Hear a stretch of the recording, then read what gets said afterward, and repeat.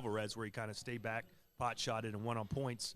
I don't think that's the way to fight Canelo, but that's not me. I don't know what I would do in there either. What do you say to the people that think Canelo needs to stay at 160 and handle the business around 160 before going up to 168 and 175? Well, the key word you used there was business. I think if he could make as much money fighting a 160 guy as he's making for Kovalev, he'd do it. And the only guy that can generate that income is Gennady Golovkin, and he said many times that he does not want to fight him again. What's your thoughts on that series? How do you have it? 1-1, 2-1?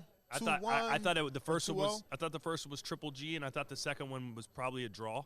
Oh, that's how I thought. So you're one of the people that want a third one. Yeah, of course. Who doesn't want it? Besides Canelo, I mean, who doesn't want it? Who goes, nah, I don't want to see that fight unless you're like super. A lot of people are interested in it. Yeah, I mean, who do you want to see? Who do you want to see Canelo fight next if he beats Kovalev? I mean, who else do you want to see him against? Dmitry Bivol seems small. Yeah. He's already mentioned wanting possibly to go down. He's mentioned Canelo's name. I don't see much threat. I mean, his last fight with Lenny Castillo, he couldn't get the stoppage on. I'm not going to call Lenny a journeyman, but he's definitely not a contender. I'm telling you right now, Dmitry Bivol is a dynamite puncher. And I've seen something in him in that Joe Smith fight where he just bit down on his gum shield and started to come forward and didn't really care what Joe Smith was throwing back at him. And Joe Smith had him going in like round 4 or 5, but he just came back. And I'm telling you, Dmitry Bivol is a dangerous guy for Canelo. You know, I heard Canelo in an interview say he wouldn't even rule out moving up to cruiserweight one day. I heard that too. Yep, you imagine, how about Usyk comes back down to cruiserweight and Canelo goes up? How about that fight? Yeah, but in all reality, I mean, do you really see him calling out, Peter Beeve, no, all these hard punches? Especially, I mean, Eric Gomez. We just talked to him, and he said, "You never know, based off the performance, but is it going to be an easy performance? That's what it is. A lot of people are looking at this like it was going to be a cherry pick. Yeah, but." I don't believe the cherry. There's a hard puncher in 175. Well, I mean, when you say cherry pick, Canelo literally writes on a sheet of paper or something like that. He writes, "Here are the people I'm willing to fight. Go make it." So he obviously cherry picked whoever he said you could fight. They said Kovalev, and they made the fight. How much do you think that last fight with Yard is going to affect Kovalev in this fight? Oof. I think he's still reeling from that knockout from Alvarez. I think he fights a little more tentative, a little more conservative. Careful. Much I more was careful. thinking under the tutelage of Buddy McGirt, he looked better. Stand behind the jab, right? 1-2, moving around the ring, showing more cardio. Yeah, I think he looks better under Buddy. How much of a difference, though? He may be. I think he's a better boxer now, and he's better defensively. But would you put this Kovalev versus the one 4 years ago, who would go out there and just blitz guys out and just destroy him? I mean, he's not that same guy anymore. He doesn't fight that way. He's fighting smarter. But I'd love to see him rewind the clock and go right after. Can he outbox Canelo Alvarez? That's the thing. Do you want to get into a boxing contest with Canelo Alvarez, or do you want to go out there and meet him fire with fire? And remember, he's a 175-pounder, so he's supposed to be the boss.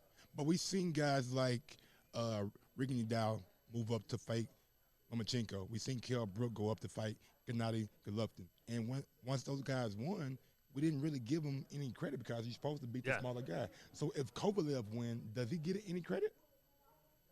I guess you guys will decide if he gets credit. It's on shows like this. I think you have to give him credit, and it depends on how he beats him. If he knocks Canelo out, the first man ever to do it, absolutely gets credit. You're supposed to knock out a smaller guy who's a two-division. Earl Spence didn't do it. Yeah. Gennady Golovkin didn't do it. He did. They threw the towel in.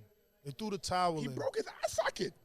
He was not asleep. Fake didn't have him going down, bro. He's blind. He just broke your face. Yeah, knockout is a knockout. That man was a weak. He was never the same since either, right? Never. Yeah. Never. He was considered. But a good big man's supposed to beat a good small man. And this isn't just one division. And it's not like he's fighting Rocky Fielding. But can a good big man beat a great small man? That's the question. Is he great though? I think he's great, but there are a lot of people out there that try to ridicule his resume, go through it, dissect it. Oh, well, this fight was close. Well, he really lost the Laura fight. Well, he should rematch Triple G. He lost the first one. You just said it was a draw. How great is he? Well, I'll tell you this. The second fight against Gennady Golovkin's where he, to me, ended all the doubts in my mind when Triple G said, if you're going to fight like a Mexican, let's see you do it. You ran last time. So what did he do? He fought like a quote-unquote Mexican, and Triple G backed up. So to me, that's when he said, all right, I'll beat you any way I want to beat you or fight you any way I want to fight you. So I loved it. So since we're talking to little men moving up to fight big men, obviously Jamal Charlo in the WBC convention in Mexico, reacted to. Are we talking about franchise championships? Please, that's not. No, not that. Not yet. Not yet. That's the worst thing out. I can't believe it. It's like ruins the whole pyramid. Like it's positioning. These guys were. Lomachenko could have been forced to fight Devin Haney. Now what? What's the? It ruins the possibility of having those great fights, man. Yeah. Like we gotta wait and go through more bullshit and more seasoning and more this and more that to build a fight.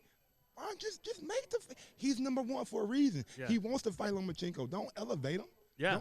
Same thing goes for a Canelo. Like I want to see him and Charlo fight. I mean, who would you put Lomachenko with right now that would entertain you the most? Which fighter? Gervonta Davis. Okay.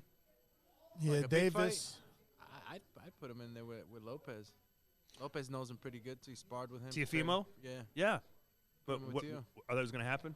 I was talking to Bill Haney last night, and he obviously talking to who? I'm sorry. Bill Haney. Okay. He's obviously in love with his son, so he doesn't believe that his son is less popular than a Teofimo or a Gervonta Davis, but I think he is. I don't know. I don't know about Teofimo. Gervonta is one thing. They're throwing parades for him in Baltimore. Yeah, but Teofimo, I think he's bigger buzz than him. Easy. It's close. I don't know, man.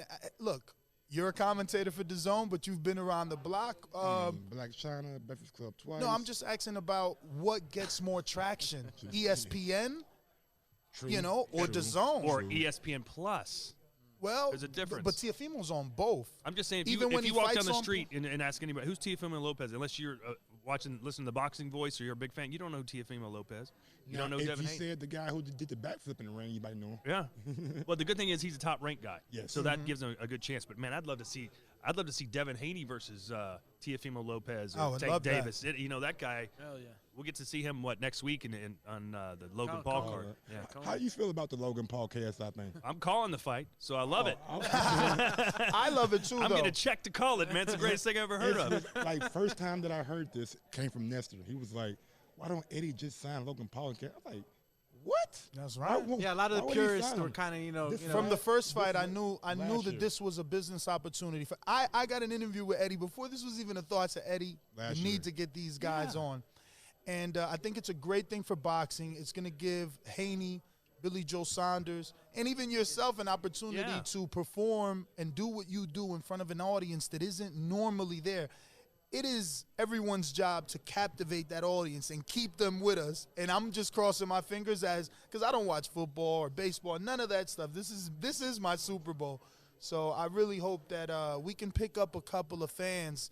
Are you feeling the same? Do you think it can happen? Well, I just think it's interesting that all these boxing fans are like, it's a disgrace to the sport. Why are they doing it? If all of a sudden I said, hey, Donald Trump's going to play Hillary Clinton in tennis, would all the tennis people be like, oh, you can't put that on TV. That's not fucking tennis. That's not fucking tennis. All right, don't show it. Who cares? People want to see it. People were watching like, hey, tennis looks fun. Maybe I'll buy a racket and go play. People want to see it. Yeah, man. Talk about some blowing out hips. It's going to be some people. Maybe they play pickleball, right? With the wooden paddles. Racquetball. Yeah. I want to get your reaction to the whole Errol Spence situation, man. I know we seen him have the car wreck. We seen him come back on social media say, I'm a savage, no broken bones.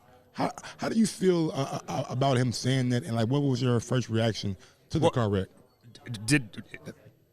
Was he found guilty of driving under the influence? Is that he's been charged with it? Not well, my dad was killed by a drunk driver, so I don't have a lot of sympathy for people who do that. Yeah. So that's my first thing, is that I would hope he'd be very remorseful. Not only that he could have killed himself, but could have killed anyone else. You saw that car. I mean, insane. That was out of a movie. Speed, yeah. And Kevin Hart had a similar situation. Yes, he did. And the thing he's writing about now is his whole life has changed, and the way he's looking at people have completely changed, and his whole world has been turned upside down. I don't know if I'm seeing that from Errol Spence Jr. You guys might know a little better than me. Things have been a little bit closed out as far as him coming out, but we got that Twitter or that IG post of him being savage. Some people took to it as not being the right way. To say I'm okay. Not being humble, but. Or at least being forgiving, right? Yeah. Maybe you go through a life. I made a mistake, kind of, Yeah. I mean, but that's the problem with humans, right? We're very judgmental. Yeah. So let's keep it to boxing. Jamal Charlo's another small man, and I didn't get your answer to that. Sorry. He was reacting to David Benavidez's father, Jose Benavidez, who said, Charlo's out here calling out Canelo. Canelo is a boss. He got his own way. Let Charlo make his own. We have a son.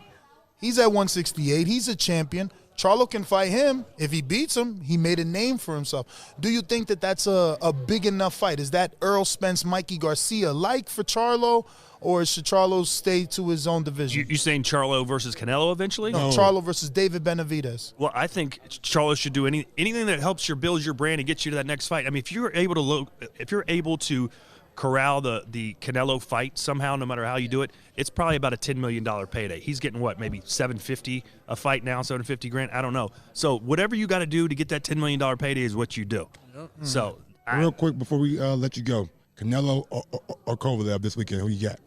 You know, yesterday before the press conference, I would have said Canelo. How did Canelo look, man? You saw him. Did he look like Kovalev, he put on some weight? Yeah, but Kovalev, man, he's so laid back. And then he stands there and he looks down and you're like, if you didn't know anything about him, you'd be like, that guy is going to whip that guy's ass. but I don't know. But I'm going with Canelo. I think maybe he stops him to the body, rounds 8 or 9, something like that. Before you go, Dazn obviously is heavily invested in 160. What other 160-pound fighter with Dazn do you think could have been given this opportunity on Saturday night can defeat Kovalev? Kovalev. Yes, yeah. Kovalev. Oh, 160. Well, Gennady Golovkin, right? That's our guy. Oh, you think he can do it? You think he can beat Kovalev? If Canelo can beat Kovalev, why can't Gennady beat Kovalev? Did you think that Gennady beat Canelo the first two times? No? I think the first one. I definitely think he beat. Yeah. I definitely think Canelo beat the second fight. Yeah. Okay. Well, all right. So you think Gennady? What about Andre and Charlo? Can they do it? I want to see Andre in an elite fight I want to see him like in that Billy Joe Saunders fight or something like that. I'd love that one. So I just want to see Andre in a big fight and then maybe get Canelo. But Canelo said pretty much he fights too boring for me. I don't want to deal with that boring style. Because people watch Canelo because he's exciting. Styles make fights. Why fight a guy that's going to be boring and it's not going to help build your legacy? That's what he says. I'm going to end them looking bad. Just like I made your show a little worse today. Not at all. Not at all. Not at all. All right, man. Thanks for your time. Hey, thanks for having me, man. That was a lot of fun. Thank you. No problem. Thanks, Todd. Sir. So if you enjoyed the video, feel free to hit the like, subscribe, and share. As always, if you want to support us to the next level, head over to the patreon.com/ThaBoxingVoice. We have tons of exclusive from Border Wars, Entitled, betting shows, the list goes on and on and on. But in addition to that, if you guys have questions for fighters, trainers, and promoters, this is where you can submit them. We will run out, get these questions answered, and put it back on the show just for you guys. Appreciate it.